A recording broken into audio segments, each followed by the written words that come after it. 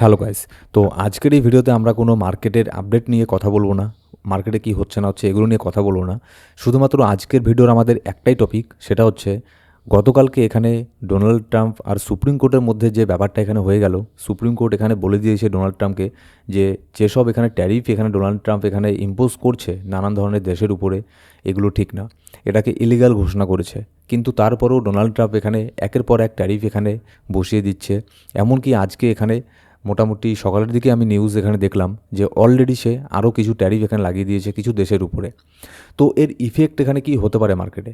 আমরা যেমন এর আগে ভেবেছিলাম যে সুপ্রিম কোর্ট যদি এখানে এটাকে ইলিগাল করে তাহলে আর ডোনাল্ড ট্রাম্প হয়তো কোনো ট্যারিফ এখানে লাগাতে পারবে না, কিন্তু না, আমি এটা নিয়ে আজকে একটু ডিটেলসে একটু রিসার্চ এখানে করেছি যে ইউএসের ল অনুযায়ী প্রেসিডেন্টের হাতে আসলেই কি এরকম কোনো পাওয়ার এখানে আছে যে সে সুপ্রিম কোর্ট এখানে রুলিং না দিলেও সুপ্রিম কোর্টের অ্যাগেনস্টে গিয়ে অন্যান্য দেশের উপরে ট্যারিফ এখানে লাগাতে পারে।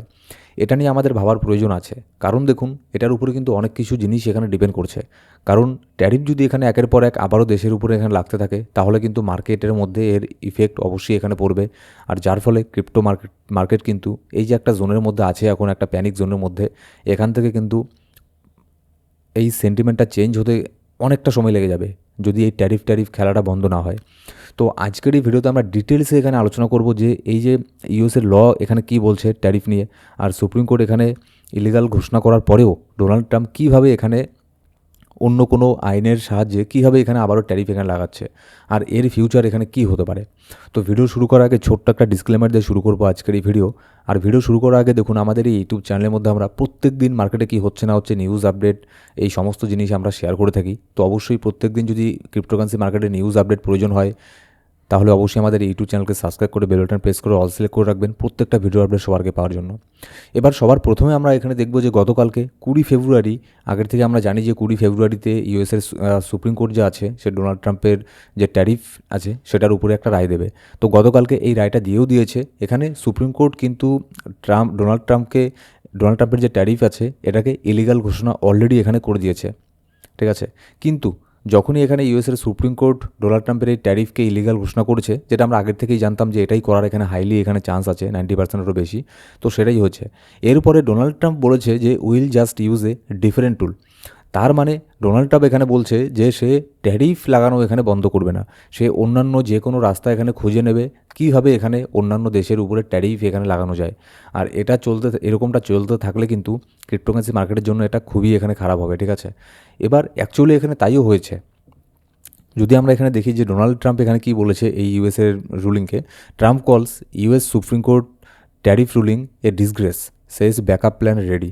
এখানে বলছে যে মানে এক কথায় এখানে সমালোচনা করেছে প্রচণ্ড পরিমাণে যে সুপ্রিম কোর্ট এই রুলিংটা দিয়েছে যে ট্যারিফ লাগানোটা ইলিগাল, তো এটাকে একদম ডিসগ্রেস বলে দিয়েছে এক কথায়। তারপরে এখানে বলেছে ডিফারেন্ট যে প্ল্যান আছে মানে ব্যাকআপ প্ল্যান, এটা ছাড়াও সে অন্যান্যভাবে যে কোনো প্রকারই হোক এখানে ট্যারিফ এখানে লাগাবে, ঠিক আছে। যেমন অলরেডি এটা বলার পরেই ডোনাল্ড ট্রাম্প এখানে কী করেছে, Trump sign sweeping 10% global tariff after shredding supreme court ruling. এখানে সুপ্রিম কোর্টের রুলিং এখানে আসার পরে ডোনাল্ড ট্রাম্প একদম মানে ফ্ল্যাট 10% এখানে আপনার গ্লোবাল ট্যারিফ এখানে লাগিয়ে দিয়েছে। এটা মানে যত দেশ আছে সবার উপরেই এটার ইম্প্যাক্ট এখানে হবে, এরকমটাই নিউজ এখানে বের হয়ে আসছে, ঠিক আছে। আর এটা সে আবার টুইট করে এখানে বলেওছে, টুইট বলতে তার ট্রুথ সোশ্যালের মধ্যে এটাকে আবার পোস্ট করেও বলেছে যে সে 10% এখানে ট্যারিফ এখানে অলরেডি বসিয়ে দিয়েছে। এবার কথা হচ্ছে আমরা এর আগে এখানে ভাবতাম মানে এরকমটাই এখানে ছিল যে যদি এখানে সুপ্রিম কোর্ট ডোনাল্ড ট্রাম্পের ট্যারিফকে এখানে ইলিগাল এখানে ঘোষণা করে তাহলে হয়তো ডোনাল্ড ট্রাম্প আর এখানে ট্যারিফ লাগাতে পারবে না, মার্কেটের জন্য এটা ভালো হবে, আমিও সেটা আপনাদেরকে বলেছি। কিন্তু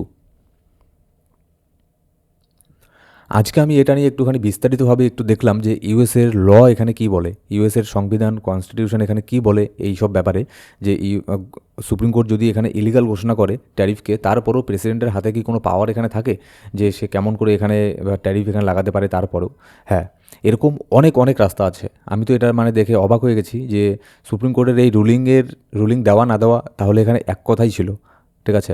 এখানে নানানভাবে এখানে ডোনাল্ড ট্রাম্প এখনও চাইলে কিন্তু ট্যারিফ লাগাতে পারে যে কোনো দেশের উপরে। যেমন এখানে দেখুন আগে যে ডোনাল্ড ট্রাম্প এখানে ট্যারিফ এখানে লাগাতো সেটা যে কোনো একটা কিছু করতে গেলে এক একটা আইনের মাধ্যমে এখানে করতে লাগে, এক একটা অ্যাক্টের মাধ্যমে করতে লাগে। যেমন ডোনাল্ড ট্রাম্প আগে যেটা এখানে করতো ইন্টারন্যাশনাল ইমার্জেন্সি ইকোনমিক পাওয়ার অ্যাক্ট 1977, ঠিক আছে, যাকে শর্ট ফর্মে এখানে IEEPA এখানে বলা হয়। এই আইনের সহায়তা নিয়ে ডোনাল্ড ট্রাম্প এখানে এর আগে ট্যারিফ এখানে লাগাতো এক একটা এখানে দেশের উপরে ইমার্জেন্সি পাওয়ারকে এখানে ব্যবহার করে। কিন্তু পার্টিকুলার শুধুমাত্র এই অ্যাক্টের উপরেই নির্দেশ করে সুপ্রিম কোর্ট এখানে বলেছে এই আইন ট্যারিফ বসানোর জন্য না। ট্যারিফ সাধারণত এখানে কংগ্রেস ঠিক করবে, তাদের সেনেটের মধ্যে সংসদ এখানে ঠিক করবে, ঠিক আছে, ভালো কথা। এই আইনটার উপরে সুপ্রিম কোর্ট এখানে বলেছে, কিন্তু অন্যান্য আর কোনো কিছু এখানে বলেনি। আর ওভাবে এখানে কোর্ট কখনোই ওভাবে বলেও না, ঠিক আছে, যে নির্দিষ্ট অ্যাক্টের মাধ্যমে এখানে ট্যারিফ এখানে লাগাবে, শুধুমাত্র সেটার উপরেই কোর্ট এখানে বলতে পারে। তো যার ফলে কোর্ট অন্যান্য কোনো কিছু এখানে লাগায়নি। এবার কথা হচ্ছে যে তারপরও ডোনাল্ড ট্রাম্প এখানে কীভাবে এখানে ট্যারিফ এখানে লাগাচ্ছে। মানে সুপ্রিম কোর্ট এখানে রুলিং দিয়ে দিল, রুলিং দেওয়ার এখানে 1-2 ঘন্টা পরেই ডোনাল্ড ট্রাম্প আবারও 10% এখানে ট্যারিফ এখানে লাগিয়ে দিয়েছে। মানে ভাবতে পারছেন। এবার ডোনাল্ড ট্রাম্প যে সেকশনের ইউজ করে এখানে ট্যারিফ লাগাচ্ছে সেটা হচ্ছে আপনার সেকশন 122 ট্রেড অ্যাক্ট 1974।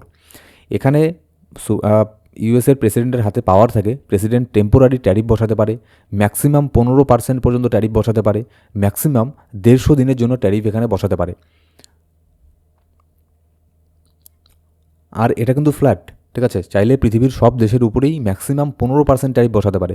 এরকম না যে হ্যাঁ, তবে আগের মতো এরকম করতে পারে না এই আইনের সহায়তা নিয়ে যে 100% ট্যারিফ, 80% ট্যারিফ, 50% ট্যারিফ, এরকমটা করতে পারবে না, কিন্তু ম্যাক্সিমাম 15% ট্যারিফ বসাতে পারবে, তাও আবার ম্যাক্সিমাম 150 দিনের জন্য।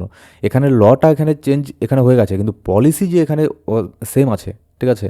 তো এটা হচ্ছে ব্যাপার যে আগের যে এখানে ট্যারিফটা ছিল সেটা এখানে ইলিগাল হয়ে গেছে, কিন্তু নিউ ট্যারিফ সেকশন 122 এটা কিন্তু এখনও পর্যন্ত লিগাল আছে, যদিও এটা টেম্পোরারি লেগাল আছে।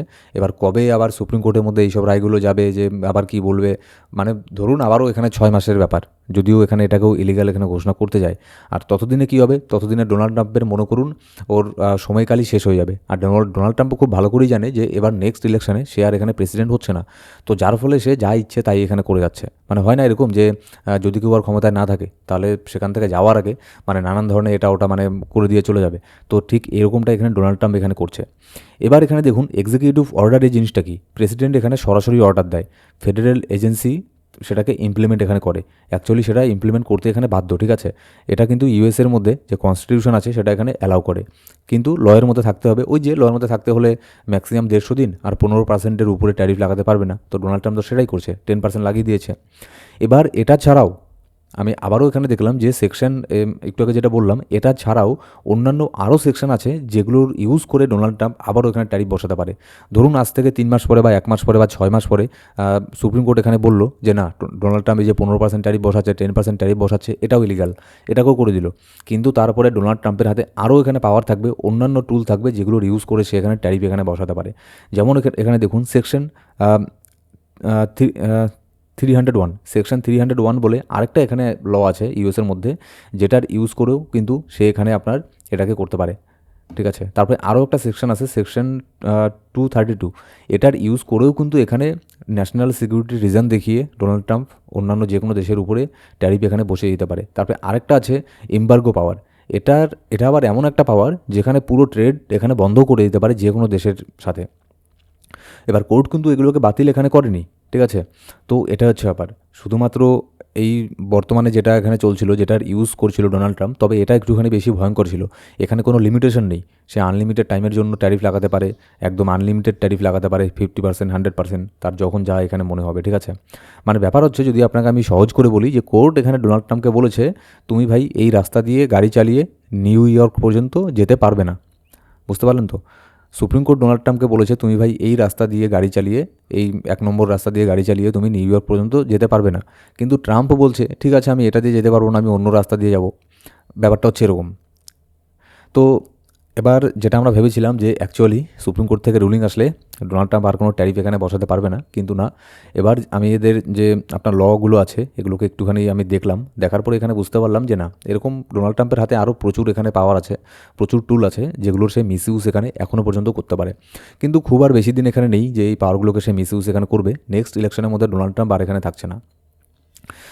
তো এখানে দেখুন আমাদের এখানে কিছু করার নেই, এটা ইউএসের ব্যাপার যে তারা কোন দেশের উপরে ট্যারিফ লাগাবে না, কী করবে না করবে।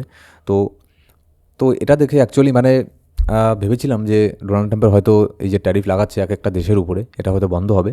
কিন্তু এটা দুর্ভাগ্যবশত এটা এখনও পর্যন্ত আবারও চলবে। তবে আগের থেকে একটুখানি এখানে কমবে, খুব একটা বেশি না, 10% লাগাতে পারবে, 15% লাগাতে পারবে, এর থেকে বেশি কিছু আর হয়তো আপাতত এখানে ডোনাল্ড ট্রাম্প এখানে করতে পারবে না। আর ততদিন পর্যন্ত এটা করতে পারবে যতদিন না সুপ্রিম কোর্ট এটাকেও ইলিগাল ঘোষণা করছে। তবে এটাকে ইলিগাল ঘোষণা করতে করতে আরও অনেক এখানে সময় আছে। আর ততদিনে এখানে ক্রিপ্টোকারেন্সি মার্কেটেরও সেন্টিমেন্ট এখানে হয়তো এখানে মেবি, গ্যারান্টি দিয়ে তো বলা যায় না, মেবি এখানে চেঞ্জ হয়ে যেতে এখানে পারে। সো গাইস, এই ছিল আজকের ভিডিও। আর এখানে আমি ভাবলাম যে ডোনাল্ড ট্রাম্পের এই বিষয়টা, এটা নিয়ে ডেডিকেটেড একটা ভিডিও এখানে দিয়ে দিই, যাতে এখানে বুঝতে পারেন যে ট্যারিফের বিষয়গুলো এখানে কী চলছে। এরকম না যে সুপ্রিম কোর্ট এখানে রুলিং অ্যাগেনস্টে দিয়ে দিয়েছে ডোনাল্ড ট্রাম্পের বলে সব কিছু এখানে সর্ট আউট হয়ে গেল না। এখনও পর্যন্ত ডোনাল্ড ট্রাম্প চাইলেই যে কোনো দেশের উপরে ট্যারিফ লাগিয়ে দিতে পারে, যেটা অলরেডি সে এখানে করে ফেলেছে। তো দেখা যাক ডোনাল্ড ট্রাম্প আর এখানে কদিন এখানে থাকে, আর ইউএসের সুপ্রিম কোর্ট এখানে কী করে।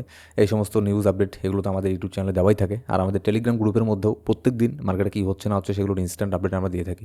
তো অবশ্যই আমাদের টেলিগ্রাম গ্রুপে গিয়ে জয়েন করে নেবেন। ডিসক্রিপশন বক্সের মধ্যে প্রথম কমেন্টের মধ্যে সব লিঙ্ক পেয়ে যাবেন। Thank you so much guys.